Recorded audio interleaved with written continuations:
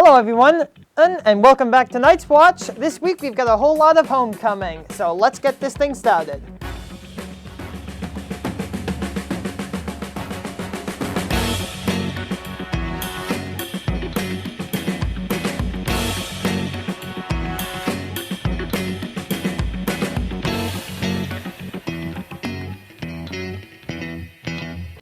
Good morning, everybody. I'm Elliot Giesler. And I'm Keegan Quinn. And welcome back to this year's edition of Night Watch. Woo! All right, Kingswood, here are the announcements for next week. Spirit Week starts October 3rd. The themes are as follows. Monday is going to be Baggy Clothes Day. Tuesday is Country or Country Club Day. Wednesday is going to be Hawaiian Day. Thursday is Denim Day. And Friday is going to be Class Color Day. As a reminder, freshmen's class color is purple, sophomores are yellow, the juniors are red, and the seniors are blue. Your points will be tallied up during A block, but remember, if you arrive late, your points will not count. Coming up is the hallway decoration. The decorations will be on October the 6th, and all students must be out of the building no later than 9 p.m. The judging will take place on the morning of the 7th. Each class must be supervised by a class advisor during the afternoon and evening of the hallway decoration. This year's judges will be Mr. Place, Mr. Walsh, and Mr. Cinema. Get your creativity on and make a mess in the hallway. Senior class and sport team performances will be performed on Friday, October 7th during D block. Each team and the seniors must prepare a 6 to 7 minute performance. Rules and regulations for both the hallways and assembly performances should be discussed between class advisors, coaches, and the students. The homecoming dance will be tomorrow, Saturday, October the 1st, from 7 p.m. to 10 p.m. Dress is semi-formal, no jeans, and men must wear collared shirts. The dance will be held in the practice gym. Tickets are sold, so if you wanted one, you're out of luck. Sorry. Some classes have actually already begun acquiring homecoming points through their support of New Hampshire Tackles Hunger. Many thanks go out to Mrs. Fuller and Mrs. Murray DeCarmo for coordinating this effort. Currently, the seniors are in first place, sophomores are in second, the freshmen are in third, and juniors are in fourth. Let's go, boys! Top five! Yeah! Seniors, don't forget to bring in your t-shirt money. $8 can be dropped off in the main office. We have a ton of sporting events starting tonight and going through next week. So here's the rundown. Keegan, we're going to trade off.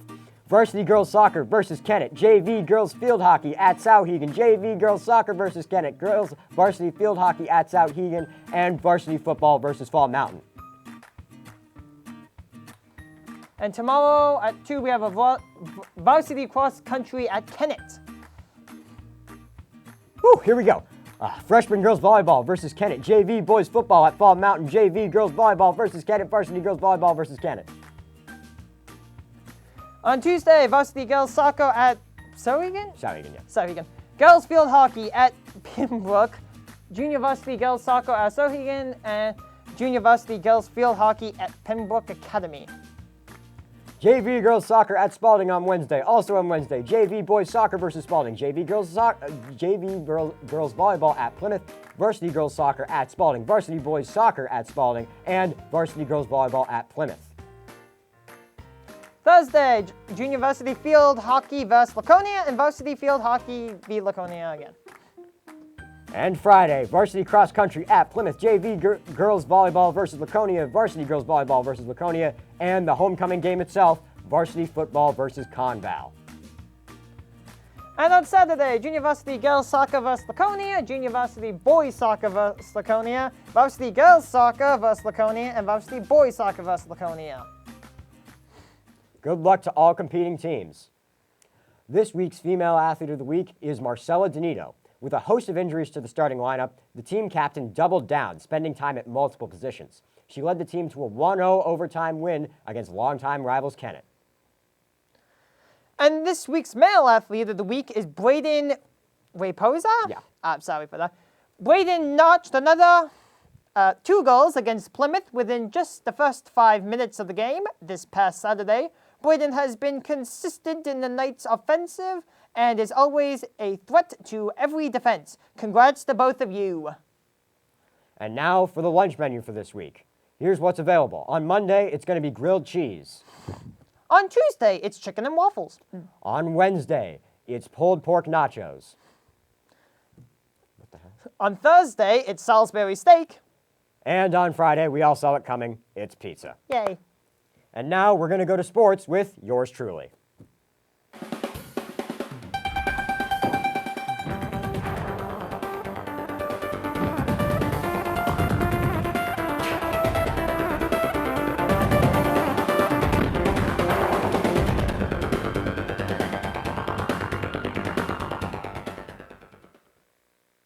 Good morning, Kingswood, and welcome back to the Night Watch Sports segment. I'm sitting down this year. Isn't that fun? Isn't that endearing? Isn't that cute? Well, you know what else is fun, endearing, and cute? I don't know. I don't have a good segue for this. Let's start with the NFL. Last night, the Bengals took on the Dolphins, with the Bengals winning 27-15. Unfortunately, the biggest headline from this game was the injury to the Dolphins quarterback Tua Tagovailoa, who appeared to suffer some kind of neck and head injury, which seems to be related to the back injury that almost kept him out of this game, but the Dolphins decided to put him in, which has led to a lot of criticism of the Dolphins organization. Luckily, Tua was transferred to a hospital and regained control of all of his extremities and now has been released from the hospital. We wish him the best of luck on his recovery, and hopefully someday soon we can see him play football. Hopefully not this year, though. I don't want to push it or anything. Moving to the Bengals side of things, the Bengals came back into form, finally. The beginning of the season, it's like they were asleep. They lost to the Cowboys without Dak. They lost, it was just bad. But Burrow, 2 touchdowns, no interceptions. The defense managed to hold down Teddy Bridgewater, which maybe you don't see that as too much of an accomplishment, but hey, he's pretty good, right? Moving to a little bit more specific, the Patriots. Not going to lie, it has not looked great. The biggest problem that I can see is the development of Mac Jones has just not been where we were hoping it was going to be. He's been getting pressured like nobody's business on the offensive line, which now he's injured. He's going to be out for a couple weeks, which is just going to impede his development even more. But I think the bigger culprit here, unfortunately, is William Belichick II. I don't even know if he's a second, but you get what I'm saying. Bill Belichick. He decided to not name an offensive coordinator this year, which I got to say, I respect a lot of the decisions he makes, but that just makes no sense. Like, I know you think you're a genius, but you're not an offensive genius. You're pretty good at offense, but you're not great. Having one voice in your ear is really helpful for a young quarterback like Mac Jones, and now he's got like 3 different directions of people coming at him. Bill tells him stuff. Matt Patricia tells him stuff. Can we get Matt Patricia out of the organization, by the way? He's not good at anything at all. Brian Hoyer's telling him stuff, which I actually don't mind. I like that Brian Hoyer talks to him, but I just wish it was only Brian Hoyer. Anywho, yeah, the defense also looks like it's not exactly what it used to be. On Sunday, they played the Ravens. They lost by 12. Although they were only down 5 towards the end of the game, Mac threw a perfect pass to Nelson Aguilar. Aguilar fumbled. Great. But now, defense, you can get a stop and we can get the ball back. No, they completely gave up on the last drive. That last touchdown run by Lamar Jackson, listen, Lamar's a great running quarterback, but he's not a run-through-you kind of guy, and he ran through our defense. That shouldn't have happened, but he wanted it more than the Patriots' defense did. So hopefully the Patriots can get it together, but I don't have too much hope. Moving to the NBA, the Celtics ended last season red hot, as we all remember, before flaming out against the Warriors in the finals. A lot of that was put on Jason Tatum, but a lot of it can be put on the rest of the roster because the playmaking in general across the board was just not what it needed to be. Constant ISO balls and few handoffs and really just not very creative offense killed any momentum that they were able to gain. And while their defense was still okay, they really were lacking the effort that got them through the playoffs up to that point, which got them past the Nets, it got them past the Bucks, it got them past the Heat. Luckily, they did bring in Malcolm Brogdon, who off the bench, his playmaking's good, his scoring's good, and if we can make him more of an efficient shooter, he's really going to be an asset to this team. They also did bring in Danilo Gallinari, but unfortunately, he is injured and is going to miss the entirety of this season. The bigger piece of news out of the Celtics organization was the suspension for the entire season of Ime Udoka. I'm not going to get into why, but what I will say is this is really going to impede the progress that they made last season. If you remember, at one point they were like the 11th seed. They were like 2 games below 500. It was horrible. And then the latter half of the season, they shot up to the 2 seed, led by their defense and led by a newfound reinvigoration of Jason Tatum and Jaylen Brown. Now with Ime gone, the question becomes, are they going to be the first half of the season Celtics or the second half of the season Celtics? Unfortunately, I think it's more likely that they're going to be somewhere in the middle, leaning closer towards the first half of the season Celtics. I have faith that the interim head coach will be able to keep some of the momentum going, but Ime's a 1 in a million kind of guy. He's a great coach. It's going to be hard to just replace him out of nowhere. And oh, by the way, next season you're going to get him back, and he's going to have to reestablish himself. So it might be a weird couple seasons in Boston, but hey, hopefully the talent can carry us through, and hopefully these additions can help them recapture their previous success. Moving to some brief Kingswood stuff, last night the boys soccer team had a game against Sauhegan at home, and they won 4-0. Shout out to Noah Silver, Dom Alberto, and Troy Dow. 3 great goals by those 3. And yeah, that's going to do it for me. Back to the desk. Hi, I'm Elliot Giesler. You just saw me over there. Watch my show, Get Real. It's on this YouTube channel and my own and Wolfboro Community Television. It's going to be great. There's a lot of sports on it. Yeah! And now on to gaming with Nicole.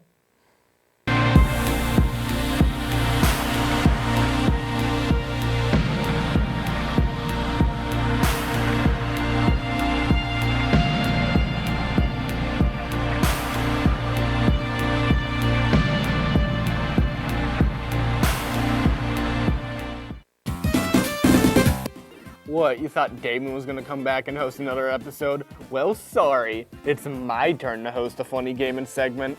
We'll start this year off with something simple. And what better game to review than... Hold up. Here. Friday Night Funkin'. Oh god. Friday Night Funkin' was an indie game created by a small team of 4. Their lead developer, Ninja Muffin 99, was known for helping work on a couple of other indie games before this one. The game revolves around the main protagonist's boyfriend and the protagonist's girlfriend, rap battling different foes each week, due to the girlfriend's father, Daddy Dearest, not approving of the boyfriend. The game follows a similar setup to Dance Dance Revolution. You need to imitate the arrow patterns using the arrow keys on the keyboard. In Friday Night Funkin', you must hit the arrow keys at the right time to repeat your opponent by singing. Later levels shake this up by having this back and forth dynamic change, such as having BF harmonize with the opponent, or they do something completely different. Another thing this game has something going for it is the amount of cameos and references to internet culture. For example, on week 3, you can fight Pico, the old mascot of the multimedia site Newgrounds, with this level supposedly taking place on top of the Newgrounds HQ. You can probably tell this is my favorite level. That's really all I have to say about the base game. The music is funky, the art is sick, and each character feels unique and interesting. And the mod scene is extremely expansive. Hopefully more on that soon. You're probably wondering where I can go play this game. Well, I got you covered. There's a couple of places you can do it. For one, it's hosted on Newgrounds. So if you want to play the game online, you can do that pretty easily. Though if you want to download the game, you can also go to the itch.io page and download it there. Though it's missing week 7, which hasn't been, released digitally yet, only online. Though, personally, I'd recommend playing Psych Engine, which is a fan-made engine for the game, which has all the weeks and adds some cool changes. It not only makes the gameplay a bit better, but it's probably the definitive way to play it. So try this game out if it interests you, and if this isn't the game for you, well, stay tuned for next week to see what we have in store for you. Anyways, back to the desk. Thank you for that, Nicole. That was a great first segment. And now we're going to go to dad jokes with this bozo. Aww. Hello, everyone. Welcome back to your favorite segment, Dad Jokes. I'm your host, Keegan Quinn, and I'm joined with Jacob. How are you today, Jacob? I'm good, thanks. Good. You ready to hear some jokes? Sure thing. All right, then. 2 windmills are standing on a wind farm. One asks, what's your favorite type of music? What? The other says, I'm a big metal fan. Did you hear the story about the claustrophobic astronaut? No. He just needed some space. I just got a new mattress, but I'm not sure whether I like it or not. Guess I'll have to sleep on it.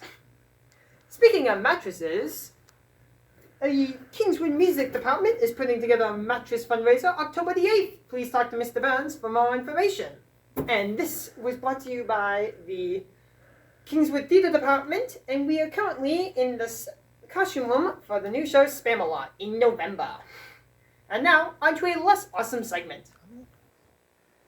This just in, well, as you just saw, please come to the Kingswood Music Department's mattress sale October the 8th. All proceeds will go to our field trip in May to Hershey Park. One day you're going to run out of jokes and it will be a great day, but that day was not this week. Oh. Well, Thank you for joining us this week, Kingswood. It's great to be back in the studio, and it's great to be reporting to you guys again. Once again, I'm Elliot Giesler. And I'm Keegan Quinn. And we'll see you next week.